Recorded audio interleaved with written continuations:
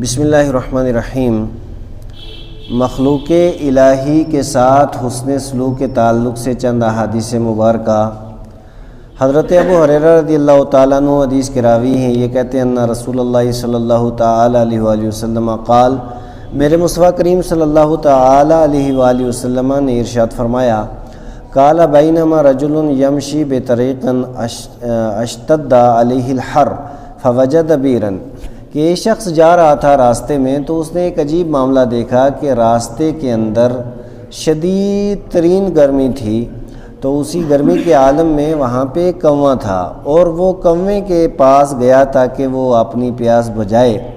فنزل فیہا فشربا، اب وہ کنویں کے اندر گیا اور جا کر کے، پہلے زمانے کے اندر یہ واٹر سپلائی کا نظام نہیں تھا، نہ نل ہوتے تھے نہ اس طریقے سے ٹوٹیاں ہوتی تھیں، تو کنویں وغیرہ ہوتے تھے اور بڑی مشکل اور بڑی دقت کے بعد وہاں سے پانی نکالا جاتا تھا۔ تو یہ کنویں کے اندر اترا اور اترنے کے بعد وہاں سے اس نے پانی پیا اور اپنی پیاس اس شخص نے بجھائی اس گرمی کے عالم میں۔ ثم خرج فاذا کلب یلحس یاکل الثری من العطش، کہ جو ہی باہر نکلا تو ایک عجیب معاملہ دیکھا کہ وہاں ایک کتا ہانپ رہا تھا پیاس کی وجہ سے، اور اسے اتنی زیادہ پیاس لگی تھی کہ وہاں جو مٹی ہوتی ہے جس میں کچھ نمی ہوتی ہے، جہاں پانی وغیرہ باہر نکلا آپ نے دیکھا ہوگا کہ وہاں کچھ تھوڑی نمی ہوتی ہے، تو اسی نمی کو وہ چاٹ رہا تھا۔ اتنے میں اس نے یہ عجیب معاملہ دیکھا کہ جب یہ سارا منظر اس نے دیکھا، فقال رجل، تو اس آدمی نے کہا، لقد بلغ حاصل القلب من العطش مثل الذی کان منی، کہ جس طریقے سے مجھے پیاس لگی اور شدت کی وجہ سے اس گرمی کا عالم، اور اتنی زیادہ مجھے پیاس لگی اور پھر میں اس کنویں کے اندر اترا ہوں، یہاں سے میں نے اپنی پیاس بجھائی ہے، تو بالکل یہی کیفیت تو اس کی بھی ہوگی، کیونکہ جان میرے اندر بھی ہے، اس کے اندر بھی ہے، دل میرے اندر بھی ہے، اس کے اندر بھی ہے، تو یقیناً اسے بہت زیادہ گرمی محسوس ہوئی ہوگی۔ تو چلو اب اس کی پیاس بجھانے کی میں بھی جتن کرتا ہوں، قد و کاوش کرتا ہوں۔ فنزل البیرا، اب وہ پھر دوبارہ اس کنویں کے اندر داخل ہوا، تو اب وہاں رسی نہیں، بالٹی نہیں، کوئی چیز نہیں، پانی نکالا کیسے جائے؟ تو فملا خفہ، اب اس نے کیا کیا کہ اپنا موزہ اتارا اور اس کے اندر پانی بھرا۔ اب پانی بھرنے کے بعد پھر وہ کیسے اوپر آتا، تو پھر اس موزے کو اس نے اپنے منہ میں پکڑا، اور پکڑنے کے بعد پھر وہ اس کنویں سے باہر نکلا، اور کنویں سے جس وقت باہر نکلا اس کے بعد فسقل کلبا فشکر اللہ لہو، اب اس کے بعد اس نے کیا کیا کہ اس کتے کو پانی پلایا، اللہ تبارک و تعالیٰ نے اس کی یہ نیکی قبول کر لی، کتے کو پانی پلایا ہے تو مخلوق ہے نا کتا بھی،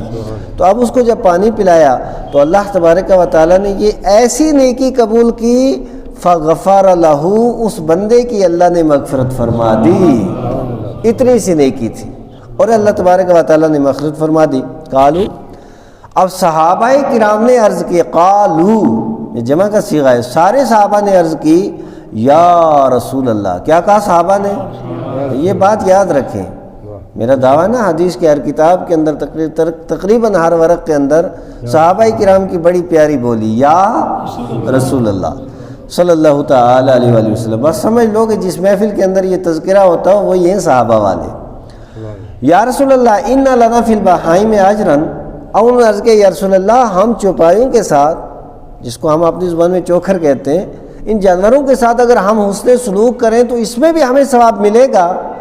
فقال، تو آقا کریم علیہ الصلوۃ والسلام نے ایک قاعدہ ارشاد فرمایا، وہ قاعدہ کیا ہے؟ فی کل کبد رطبۃ اجر، کہ ہر ایک جو تر کلیجہ یا تر دل جس کے اندر ہو، دھڑکنے والا دل جس کے اندر ہو، اس کے ساتھ حسن سلوک اگر آپ کریں گے تو اللہ تبارک و تعالیٰ آپ کو اجر عطا فرمائے گا۔ یعنی اب دھڑکنے والا دل یا تر دل، یہ تو ایک چونٹی کے اندر بھی ہے، ایک کیڑے کے اندر بھی ہے، ایک مکھی کے اندر بھی ہے۔ میں نے تو ایک کتاب کے اندر پڑھا تو بہت دیر تک کتاب بند کر کے میں سوچتا رہا، مولا یہ بھی ہو سکتا ہے۔ ایک بہت بڑے محدث تھے، کتاب لکھ رہے تھے، لکھتے لکھتے، کیونکہ اس زمانے میں وہ سیاہی کے اندر قلم ڈالتے تھے، اس کے بعد لکھتے تھے، یہی تھا، اس طرح کے پین تو تھے نہیں اس زمانے میں۔ اتنے میں مکھی آئی اور وہ سیاہی جو تھی نا جس سے وہ کتاب لکھ رہے تھے، تو وہ سیاہی سے اپنی پیاس بجھانے لگی، تو انہوں نے کتاب لکھتے لکھتے اپنا قلم روک لیا اور مکھی نے پیاز بجھائی اڑ گئی، تو جس وقت اللہ کی بارگاہ میں ان کی پیشی ہوئی مرنے کے بعد، تو اللہ تعالیٰ نے جو مکھی کے ساتھ اس نے سلوک کیا تھا اس کی وجہ سے مغفرت و بخشش فرما دی۔ تو حضرت انس بن مالک رضی اللہ تعالیٰ عنہ حدیث کے راوی یہ کہتے ہیں میرے مصطفیٰ کریم علیہ الصلوۃ والسلام نے ارشاد فرمایا، سبع تجری للعبد بعد موتی وهو فی قبرہ، 7 طرح کے بندے وہ ہیں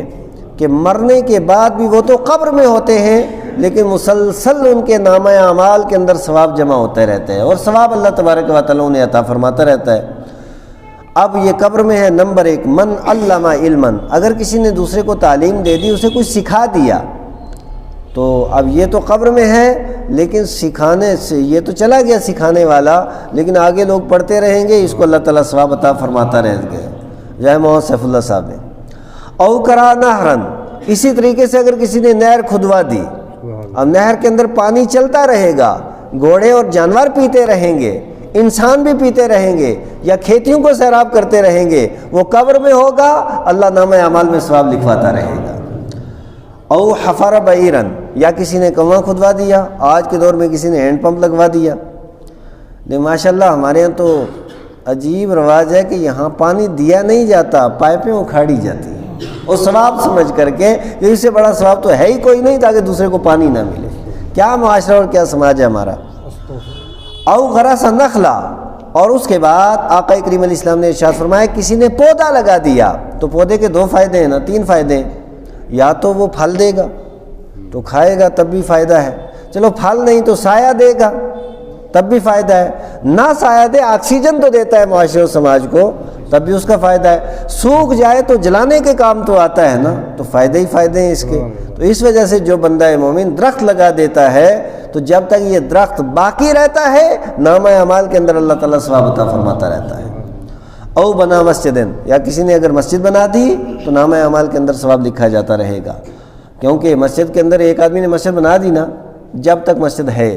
جتنے لوگ آ کر کے نماز پڑھیں گے، جتنا ثواب اللہ ان کو عطا فرمائے گا اتنا ثواب اللہ تعالیٰ مسجد بنانے والے کو عطا فرمائے گا۔ اسی طریقے سے مدرسہ بنوا دیا کسی نے، اس کو بھی بالکل اسی طرح قرآن پڑھتے رہیں گے جب تک مدرسہ قائم ہے، اور ثواب بنانے والوں کو اللہ تعالیٰ عطا فرماتا رہے گا۔ اور اسی طریقے سے کسی نے قرآن حکیم کسی کو دے دیا، او ترک ولدن، یا اولاد چھوڑ دی، لیکن کون سی اولاد؟ ارے فاتحہ نہیں پڑھنا، ختم نہیں پڑھانا، دعا نہیں کرنا، اس طرح کی اولاد نہیں۔ حدیث میں ہے او ترک ولدن یستغفر لہ بعد موتہ، وہ اولاد جو مرنے کے بعد اس کی مغفرت کی دعا کرتی رہے، یا اللہ میرے والد کی مغفرت فرما دینا، میری ماں کی مغفرت فرما دینا، اس طرح کی اولاد بعد میں دعا کرتی رہتی ہے، بندہ قبر میں ہوتا ہے اور اللہ تبارک و تعالیٰ اس کے نامہ اعمال میں فرشتوں سے ثواب لکھواتا رہتا ہے۔ اس حدیث پاک کو امام ابو نعیم نے اور امام بزاز نے روایت کی۔